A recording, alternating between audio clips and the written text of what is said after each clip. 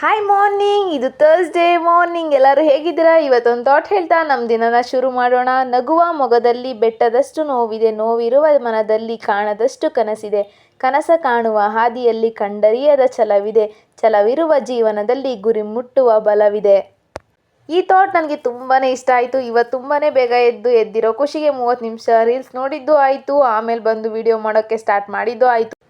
ಇವತ್ತು ನಾನು ಚೂಸ್ ಮಾಡಿದ ಕುರ್ತಾ ಬಂದು ಬ್ಲೂ ಕಲರ್. ಏನಪ್ಪ ಯಾವಾಗಲೂ ಕುರ್ತಾ ಹಾಕ್ತಾರೆ ಅನ್ನೋ ಡೌಟ ಈಗ ಕ್ಲಿಯರ್ ಮಾಡ್ತೀನಿ. ನಾವು ಕೆಲಸ ಮಾಡೋ ಹತ್ರ ಕುರ್ತಾ ಸ್ಯಾರಿ ಬಿಟ್ಟು ಬೇರೆ ಯಾವ ಡ್ರೆಸ್ ಕೋಡು ಅಲೋ ಇಲ್ಲ. ನೆಕ್ಸ್ಟ್ ಬನ್ನಿ ದೋಸೆ ಕಡೆ ಹೋಗೋಣ. ಇವತ್ತು ನಾನು ರೆಡಿ ಮಾಡಿದ್ದು ದೋಸೆ ಅಂದರೆ ನನಗೆ ತುಂಬ ಫೇವ್ರೇಟ್. 3 ದೋಸೆ ತಿಂದು ಕೆಲಸಕ್ಕೆ ಹೋದರೆ ನೀರು ಕುಡಿಯೋದಾ ಕೆಲಸ ಮಾಡೋದಾ ಅನ್ನೋದೇ ಕನ್ಫ್ಯೂಷನ್.